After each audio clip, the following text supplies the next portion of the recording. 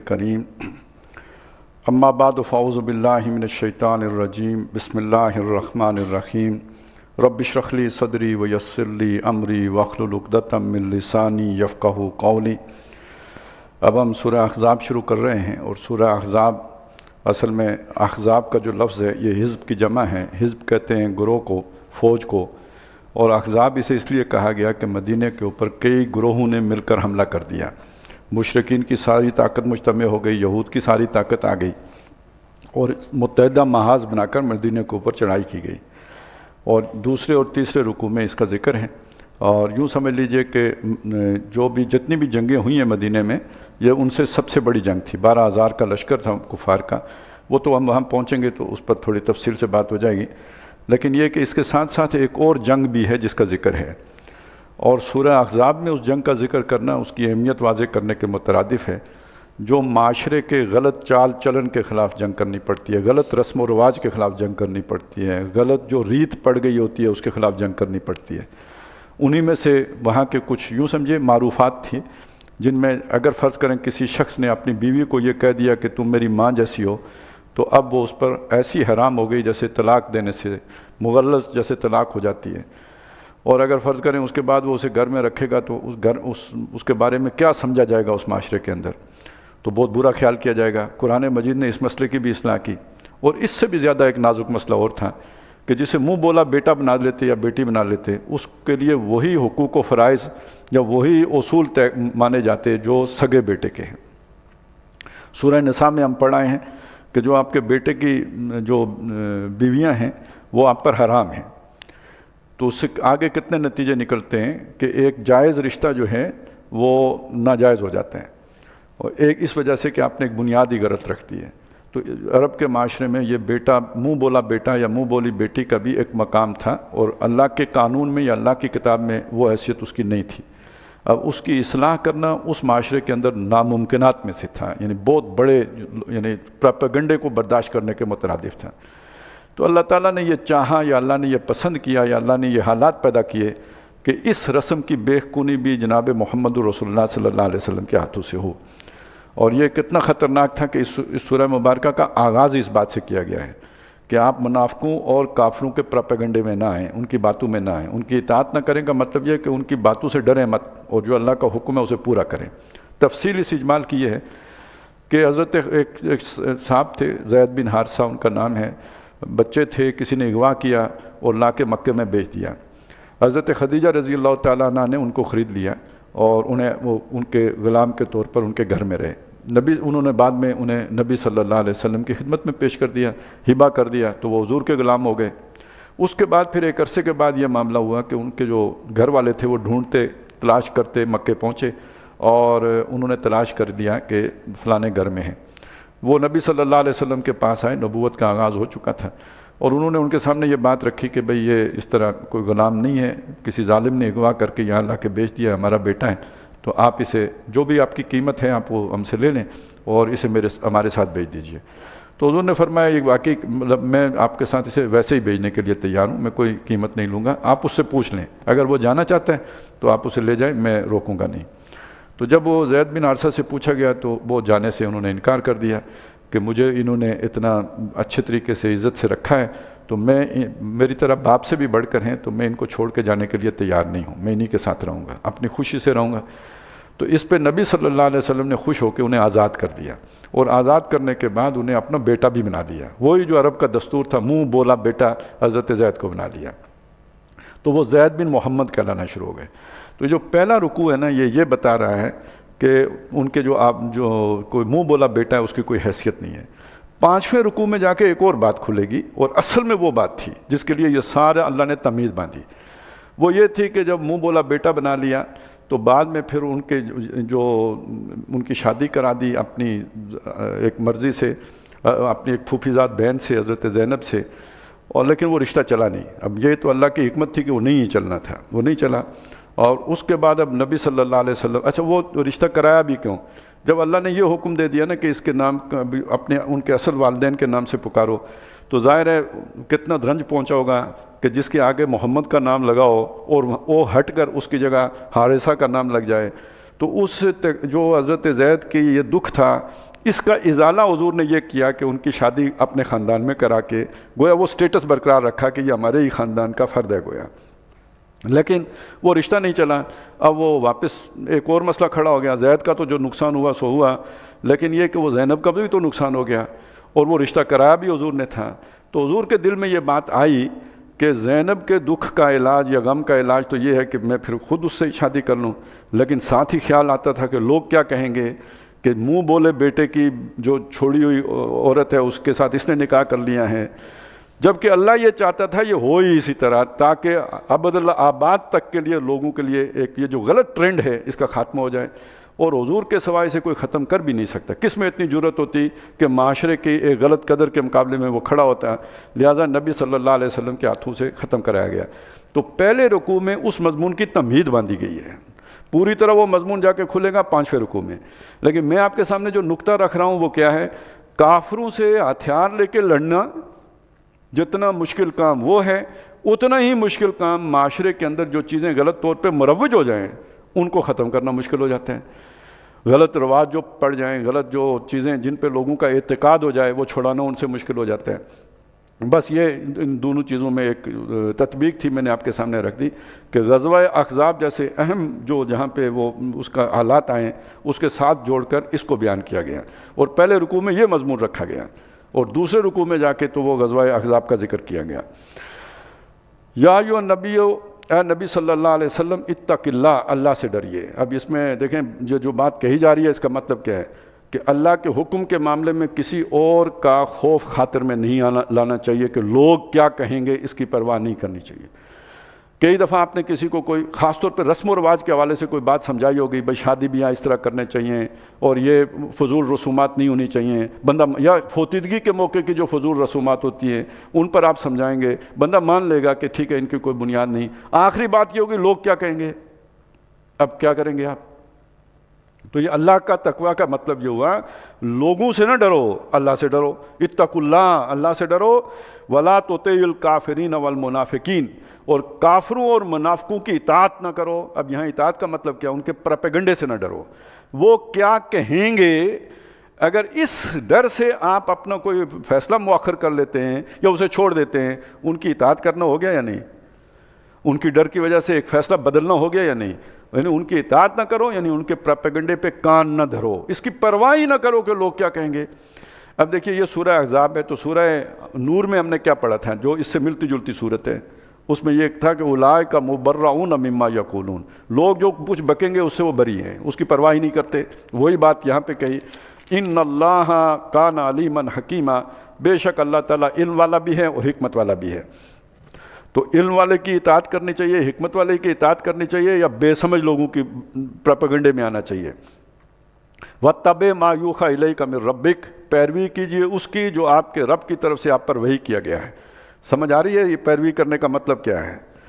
یہ فرکشن پہ تو پیدا ہوگی، معاشرے سے جو ہے نا وہ رد عمل تو آئے گا، لیکن آپ یعنی یہ عمل کی بات ہے. پیروی کرنے کا مطلب صرف کوئی کتاب پڑھنا نہیں ہے، جو اللہ نے حکم دیے ہیں اس کے مطابق اپنے جو ہے نا کردار کو استوار کرنا ہے.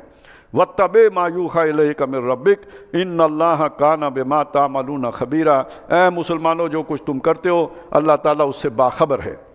وَتَوَکَّلْ عَلَى اللَّهِ، ایسے معاملات میں اللہ پر بھروسہ کیجیے، کام غلط نہ ہو، معاشرے کے ڈر یا خوف کی وجہ سے اس سے رکو مت، اللہ پر بھروسہ کرو. وَکَفَىٰ بِاللَّهِ وَکِیلًا، کارساز کے طور پر، کام بنانے کے طور پر، وکیل کے طور پر اللہ کافی ہے. کون کیا کہے گا اللہ سنبھال لے گا. ما جعل، اب آئے اس یعنی پہلی تو یہ بات ہوئی ایمان پکا کرنے کی بات آ گئی، ایمان کے تقاضوں کی بات آ گئی. اب اگلی بات، ما جعل اللہ لرجل من قلبین فی جوفہ، اللہ تعالیٰ نے کسی انسان کے دل میں سینے میں دو دل نہیں رکھے. ایسا اصول بیان کیا کہ جس کا کوئی انکار نہیں کر سکتا. کسی کے دو دل نہیں ہوتے، ایک ہی دل ہوتا ہے. تو جس طرح دو دل نہیں ہوتے، اسی طرح وَمَا جَعَلَ أَزْوَاجَكُمُ اللَّائِي تُظَاهِرُونَ مِنْهُنَّ أُمَّهَاتِكُمْ، کہ تم اپنی بیویوں میں سے جس کسی کے ساتھ زہار کر بیٹھتے ہو، اسے ماں کہہ بیٹھتے ہو، وہ تمہاری مائیں نہیں ہو جاتی. یہاں پہ تو نہیں آیا، لیکن دوسری جو سورہ مجادلہ میں ہم پڑھیں گے، تمہاری مائیں تو وہی ہیں جنہوں نے تمہیں جنا ہے.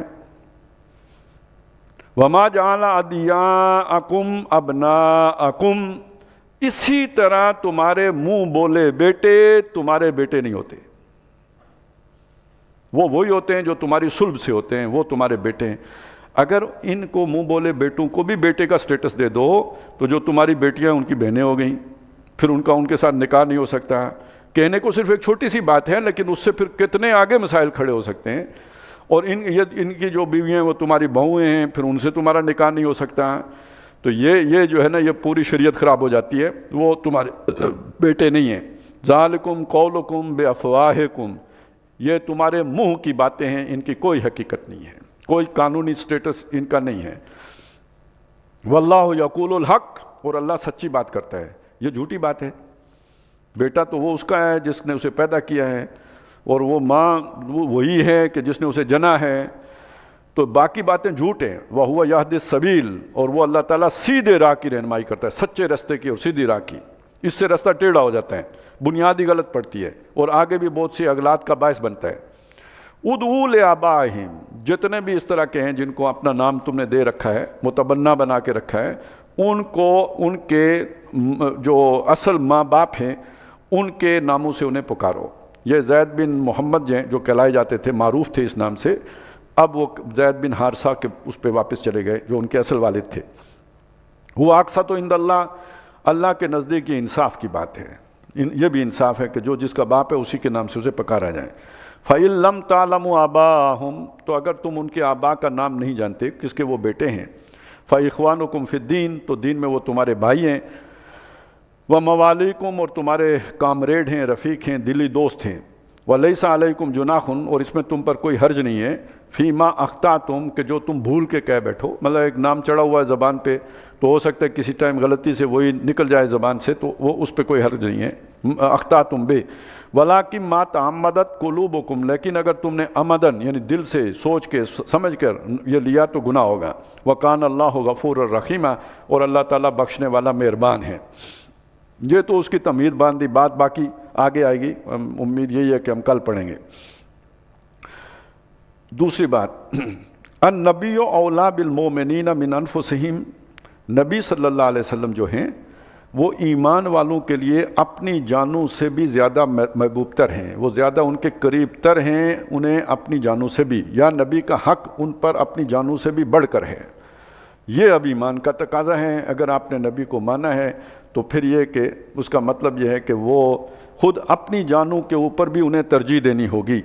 اسی لیے وہ سورہ نساء میں آیا تھا کہ وہ تو مومن ہو ہی نہیں سکتے جب تک کہ ان کے فیصلوں کو قبول نہ کریں، وَيُسَلِّمُوا تَسْلِيمًا، اور وہ پھر اس کے بعد اپنے دل میں کوئی حرج بھی محسوس نہ کریں۔ وَأَزْوَاجُهُ أُمَّهَاتُهُمْ، اور جو نبی کی بیویاں ہیں وہ مسلمانوں کے لیے ماؤں کے درجے میں ہیں۔ اچھا، یہ اب ایک بات آگئی، پیچھے نفی کی گئی تھی کہ جن کو تم منہ سے مائیں کہتے ہو وہ تمہاری قانونی مائیں نہیں بن جاتی، وہ مائیں تو وہی ہیں جنہوں نے تمہیں جنا ہے، لیکن نبی کی بیویوں کے حوالے سے وہ ماں کا لفظ آ گیا، اور اس کے ساتھ علیحدہ سے ایک بات بھی آ گئی کہ ان کے ساتھ وہ کبھی نکاح بھی نہیں کر سکتے، گویا وہ ان کا وہ سٹیٹس سچ مچ والی ماؤں والا دے دیا گیا۔ وہ یعنی وہ حرام ہو گئی ان کے اوپر، وہ صرف نبی ہی کی بیویاں ہیں۔ وَأُولُو الْأَرْحَامِ بَعْضُهُمْ أَوْلَىٰ بِبَعْضٍ، اور جو رحمی رشتوں والے ہیں وہ اللہ کی نظر میں زیادہ حقدار ہیں ایک دوسرے کے، فی کتاب اللہ، اللہ کی کتاب میں۔ اب یہ کیا بات ہوئی؟ یعنی ایک تمہارا روحانی رشتہ ہے، تعلق ہے، نبی تمہارے باپ کی حیثیت میں، ان کی بیویاں تمہاری ماؤں کی حیثیت میں ہیں، لیکن اللہ کی کتاب میں جب، اور پھر وہ بھی جو تمہاری مواخات قائم ہوئی تھی، جو مکے سے مہاجر آئے تھے اور یہاں کے انصار تھے، ان کا آپس کا تعلق بہت مضبوط ہے، اپنے حصے کا پانی جو مرتے وقت بھی دوسرے کو دے دیتے ہیں، لیکن وراثت کی تقسیم میں جو رحمی رشتوں والے ہیں، جو سگے بھائی ہیں اور بیٹے ہیں، انہی کا حق بنے گا۔ یہ جو دینی رشتے میں بھائی بنے ہیں ان کا کوئی حق نہیں ہوگا۔ من المؤمنین والمہاجرین، جو ایمان والے مرد اور عورتیں ہیں وہ رحمی رشتوں میں اللہ کی کتاب میں ایک دوسرے کے قریب ہیں۔ الا ان تفعلوا الی اولیاءکم معروفا، سوائے جو تم نے ولی بنائے ہیں یعنی بھائی بنائے ہیں، انہیں کوئی بھلے طریقے سے معروف طور پر ان کو کوئی نفع پہنچا دو، ان کے لیے کچھ کر جاؤ، مطلب یہ کہ وصیت کر جاؤ، 1/3 میں وصیت کر سکتے ہیں وہ، ان کے لیے بھی کر سکتے ہو۔ کان ذالک فی الکتاب مستورا، یہ کتاب میں لکھا ہوا ہے۔ اللہ تعالیٰ نے جو وراثت کا قانون سورہ نساء میں بیان کر دیا اس کی طرف اشارہ ہو گیا۔ ایک تیسری بات آ رہی ہے یہاں پہ، وَإِذْ أَخَذْنَا مِنَ النَّبِيِّينَ مِيثَاقَهُمْ، اور یاد کرو کہ ہم نے جب نبیوں سے ان کا عہد لیا۔ یہ کون سا عہد ہے؟ یہ اس دنیا میں آنے سے پہلے کا عہد ہے، اس کا ذکر سورہ آل عمران میں بھی ہم نے پڑھا تھا، اور وہ عہد یہ تھا کہ جو بعد میں نبی آئیں گے ان کی مدد کریں گے، یعنی ان کی خوشخبری دے کے جائیں گے، پیشن گوئی کر کے جائیں گے۔ وَإِذْ أَخَذْنَا مِنَ النَّبِيِّينَ مِيثَاقَهُمْ، جب نبیوں سے ان کا میثاق لیا، وَمِن کا، اور نبی آپ سے بھی لیا، وَمِن نوح، اور حضرت نوح علیہ السلام سے بھی لیا، وَإِبْرَاهِيمَ وَمُوسَىٰ وَعِيسَىٰ ابن مریم، اور ابراہیم، موسیٰ اور عیسیٰ ابن مریم علیہم السلام، ان سب سے لیا۔ وَأَخَذْنَا مِنْهُمْ مِيثَاقًا غَلِيظًا، ان سب سے بہت گاڑا عہد و پیمان لیا۔ اس میں ایک اشارہ وہ بھی ہے کہ جب اللہ کا پیغام تمہارے پاس آئے گا تو اسے پہنچانے میں کوئی کمی بیشی نہیں کرو گے، پورا بلا کم و کاست پہنچاؤ گے، اور اس کا عملی نمونہ بھی پیش کرو گے۔ وہ 5ویں رکوع کے ساتھ وہ بات جڑ جائے گی۔ جان جوکھوں میں ڈالنی پڑے، پتھر کھانے پڑیں، پیٹ پہ پتھر باندھنے پڑیں، پہنچاؤ گے۔ پراپیگنڈا سننا پڑے، لوگوں کی باتیں سننی پڑیں، اور خوف ہو بدنامی کا، تب بھی پہنچانا ہی پہنچانا ہے، اور کر کے بھی دکھانا ہے، صرف زبانی کلامی نہیں پہنچانا، کر کے بھی دکھانا ہے۔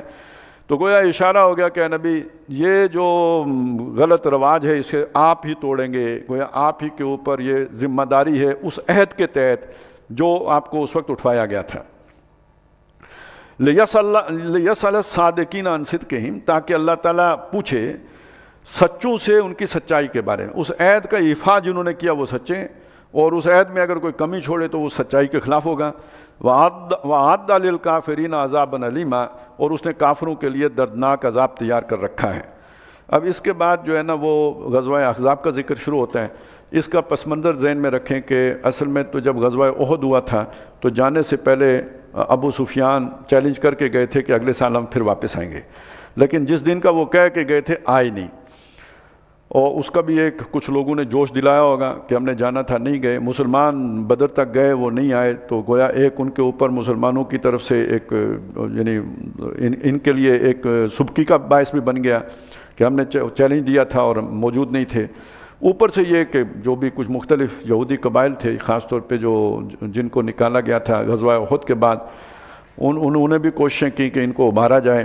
تو یہ اس کے بعد پھر یہ صرف یہی نہیں ہوا، بلکہ وہ جو مشرکین آباد تھے طائف کے علاقے میں، بنو غطفان کے قبائل بھی تھے اور فزارہ کے قبائل تھے، ان کو بھی پھر جمع کیا گیا، تو ایک متحدہ طاقت بنائی گئی ہے، کوئی 12,000 کا لشکر ترتیب دیا گیا۔ اس کا مقابلہ جو ہے وہ مدینے کی 3,000 کی آبادی کے لیے ممکن، 3,000 ہی کی فوج ساری جمع ہوئی تھی، تو ان کے لیے گویا ممکن نہیں تھا اس کا۔ تو وہاں پہ میں نے عرض کیا تھا نا کہ معلوم یہ ہوتا ہے کہ اس کے پیچھے وہ جو ابو عمر راہب تھا تو اس کی ڈوریاں کہیں سے ہل رہی ہوں گی، تو اللہ تعالیٰ نے ایک عجیب کام یہاں پہ یہ کیا ہے کہ اس معاملے میں جس شخصیت کے مشورے پہ عمل کیا گیا دفاع کے لیے، وہ حضرت سلمان فارسی تھے۔ گویا اگر ادھر مشورے کے لیے سلطنت رومہ تھی تو ادھر مشورہ دینے کے لیے سلطنت کسریٰ کا ایک تربیت یافتہ فرد نبی صلی اللہ علیہ وسلم کی جماعت میں موجود، صفوں میں موجود تھا، اور انہی کے مشورے پہ عمل ہوا کہ خندق کھود کے دفاع کیا جائے۔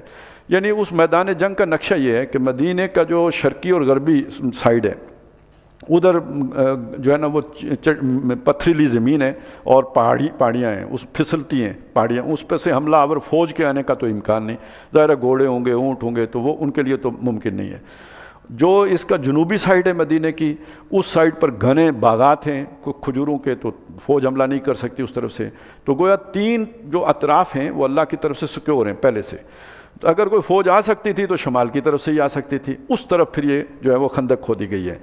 اور یہ جو لشکر آئے ہیں 2 لشکر جو ہیں وہ آئے ہیں مشرق کی طرف سے، یہ فزارہ اور غطفان کے قبائل تھے جو اوپر کے علاقوں میں رہتے تھے پہاڑی علاقوں میں، وہ اسی طرف سے آئے، اور 3 لشکر جو ہیں وہ آئے ہیں مغرب کی طرف سے، یعنی ایک اس میں قریش کا لشکر تھا اور 2 لشکر جو تھے وہ تھے یہود کے، ایک بنو قینقاع کا لشکر جو بدر کے بعد نکالے گئے تھے، اور دوسرا بنو نذیر کا لشکر جو نکالے گئے تھے غزوہ احد کے بعد۔ ایک ان کا جو ہے نا وہ قبیلہ ابھی تک مدینے کے اندر آباد تھا جسے بنو قریظہ کہتے ہیں، اور اس بنو قریظہ نے بھی ابو عمر راہب کے اکسانے پر آخری وقت میں بغاوت کر دی۔ اب 12,000 کا لشکر باہر سے آ رہا ہے اور ایک جو ہے نا جو اندر موجود یوں کہہ لیجئے کہ گروہ ہے، وہ عین ٹائم پر داغے جس نے دفاع کرنا تھا وہ ان کے ساتھ مل گیا، خبریں آ گئیں، اس پہ تو چھکے چھوٹ گئے نا، 12,000 کا ہم دفاع کریں گے 3,000، اور اندر بھی کمزوری سامنے آ گئی، تو یعنی وقتی طور پہ حالات بہت ناموافق ہو گئے، جس کا نقشہ جو ہمیں یہ الفاظ پڑھیں گے تو اندازہ ہو جائے گا کہ کتنے مشکل صورتحال تھی۔ آپ اسے یہ سمجھ لیجئے کہ انفرادی طور پر نبی صلی اللہ علیہ وسلم کے لیے جو معاملہ طائف کا تھا، یعنی اس انفرادی آزمائش کا جو کلائمیکس تھا، اسی طرح بطور جماعت مسلمانوں کے لیے غزوہ احزاب جو ہے نا وہ اس آزمائش کی چوٹی تھی، اور اس کے بعد اللہ کی مدد کا بھی سلسلہ جو ہے نا وہ کھلی مدد کا سلسلہ بھی شروع ہو گیا، اور نبی صلی اللہ علیہ وسلم نے فرما دیا تھا کہ اس کے بعد قریش تمہارے خلاف جو ہے نا اقدام نہیں کریں گے۔ یہ تو وہ سچویشن تھی جو بلڈ ہوئی، اب اس کو اللہ تعالیٰ نے زائل کیسے کیا؟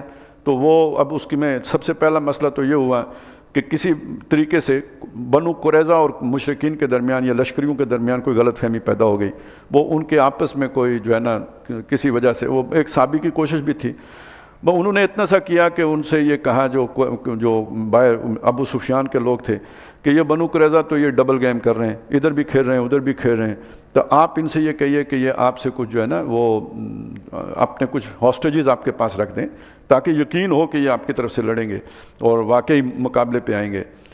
اور ان سے جا کے کہہ دیا کہ دیکھو یہ اگر تم سے مانگے نا بندے تو یہ اصل میں تمہیں پھنسانا چاہتے ہیں، تو ذرا تم خیال رکھنا۔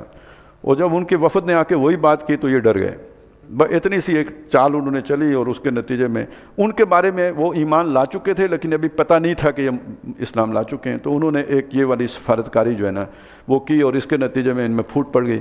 ایک تو یہ ہوا، اور دوسری طرف سے اللہ تعالیٰ نے پھر کوئی 25-26 دنوں کے بعد ایک طوفان بھیجا، اور بہت بڑا لشکر ہے 12,000 کا، اس کا کھانا پکانا رہائش سارا کچھ جو تھا وہ بھی سمجھے دھرنا دے کے بیٹھے ہوئے تھے، 25 دن ہو گئے تھے۔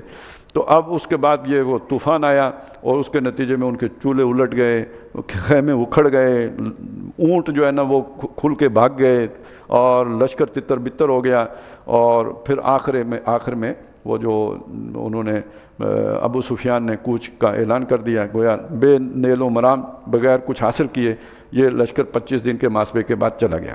ادھر جو نبی صلی اللہ علیہ وسلم کی تیاری تھی، ایک تو وہ خندق کھودنے کی تھی، لیکن یہ ذہن میں رکھیں جاڑے کا موسم تھا، پتھریلی زمین تھی، وسائل نہ ہونے کے مترادف تھے، اور 12,000 کے لشکر سے مقابلہ تھا۔ یہ 3,000 میں بھی بہت سارے وہ منافقین تھے جو دل و جان سے ساتھ تھے بھی نہیں، لہذا وہ مارے باندھے کے آتے تھے، شکل دکھاتے تھے اور غائب ہو جاتے تھے۔ محنت صحابہ ہی کو ساری کرنی پڑی، خندق کھودنا کوئی وہ مطلب شف شف سے تو نہیں کھودی، محنت چھالے پڑے ہیں، محنتیں کی ہیں، کھودی ہے، اور وہ یعنی غلے کی بھی قلت تھی، بھوک تھی، اسی لیے پیٹ پہ پتھر باندھ کے کام کرتے تھے۔ ایک صحابی نے حضور سے شکایت کی کہ حضور دیکھیے میں نے پتھر باندھا ہوا ہے، آپ صلی اللہ علیہ وسلم نے کرتا مبارک اٹھایا تو آپ کے پیٹ پہ 2 پتھر بندھے تھے، یہ تاکہ کمر نہ دوری ہو جائے نا، کام مشقت میں یہ کام نہ ہو جائے۔ تو یعنی بہت ایسی کیفیت تھی کہ آزمائش اپنی پوری شدت میں ظاہر ہوئی ہے، اور اس موقع پہ جو صحابہ تھے وہ خندق کھودتے بھی تھے اس بھوکے پیاسے، اور ایک وہ جو ہے نا رجز بھی پڑھتے تھے، نحن الذین بایعوا محمدا، ہم وہ لوگ ہیں جنہوں نے محمد کے ہاتھ پر بیعت کی ہے، وہ ان اللہ اشتری من المؤمنین انفسهم واموالهم بان لهم الجنہ، نحن الذین بایعوا محمدا علی الجہاد ما بقینا ابدا، جہاد کرتے رہیں گے جب تک کہ ہم زندہ رہیں گے۔ اور اس کے جواب میں نبی صلی اللہ علیہ وسلم فرماتے اللہم لا عیش الا عیش الآخرہ، اے اللہ کوئی عیش نہیں، کوئی زندگی نہیں مگر آخرت کی زندگی ہے، اصل زندگی ہے۔ فاغفر للانصار والمہاجرہ، اے اللہ انصار کو بھی مہاجرین کو بھی بخش دے۔ بخشش اگر کسی کو چاہیے تو یوں اللہ کے لیے قربانیاں دینی پڑتی ہیں۔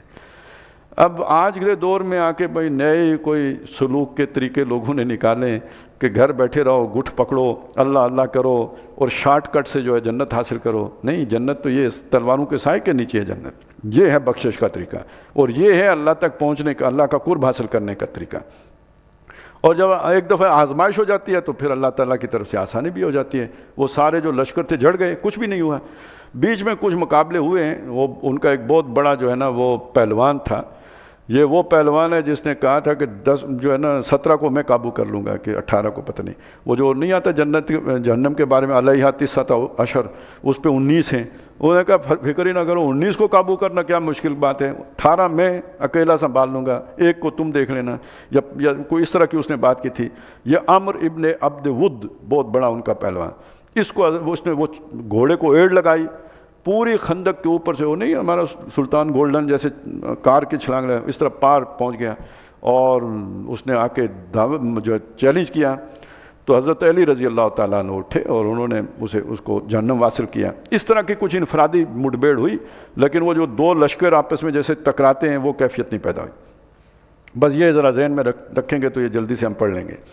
یا ایھا الذین آمنوا، اے وہ لوگوں جو ایمان لائے ہو، اذکروا نعمت اللہ کی نعمت یاد کرو، علیکم جو تمہارے اوپر ہوئی، اذ جاءتکم جنود، جب تمہارے اوپر چڑھ آئے تھے لشکر، فارسلنا علیہم ریحا، تو ہم نے ان پر تند و تیز ہوا بھیجی، وجنودا، اور وہ لشکر بھیجے لم تروہا، جو تم نے نہیں دیکھے، یعنی ہوا تو گویا وہ ایک جو دکھانے کے لیے تھی، اصل کام کسی اور نے کیا ہے، وہ کسی کو نظر ہی نہیں آئے۔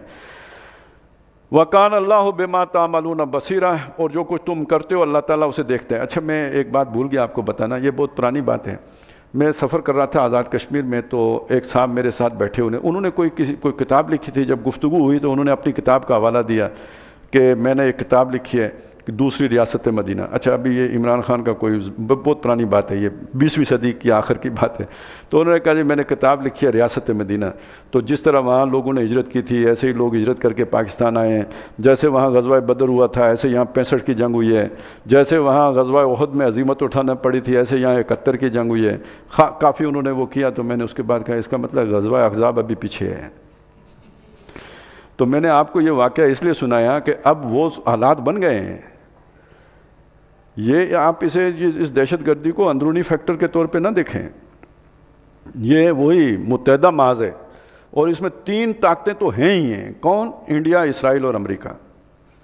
باقی یہ کہ اب یہ بنو قریظہ کی جگہ پہ آپ جس کو مرضی رکھ لیں، یہ آپ کے اتنا تو کم از کم میرا خیال ہے آپ اپنا میگنیٹ استعمال کر ہی لیں گے سوچ کا۔ وَكَانَ اللَّهُ بِمَا تَعْمَلُونَ بَصِيرًا اِذْ جَاءُوكُم مِّن فَوْقِكُم، جب وہ تم پر چڑھ آئے تمہارے اوپر سے بھی، یعنی وہ مشرق کی طرف سے جو بنو غطفان اور فزارہ کے قبائل آئے تھے، وَمِنْ أَسْفَلَ مِنْكُمْ، اور جو مغرب کی طرف سے 3 لشکر آئے تھے یہودیوں کا اور مکے والوں کا، وَإِذْ زَاغَتِ الْأَبْصَارُ۔ اب یہ ہے وہ بات جسے سمجھنا ہے کہ یہ کیفیت کیا بنی تھی جب آنکھیں بدلنے لگیں، دوست ذرا دائیں بائیں ہو کے نکلنے لگے، منافقین کی ساری جو بھی پھوں پھاں تھی، قدم بڑھاؤ ہم تمہارے ساتھ ہیں، وہ ساری حقیقت وہ ادھر ادھر عدل بدل کرنے لگے۔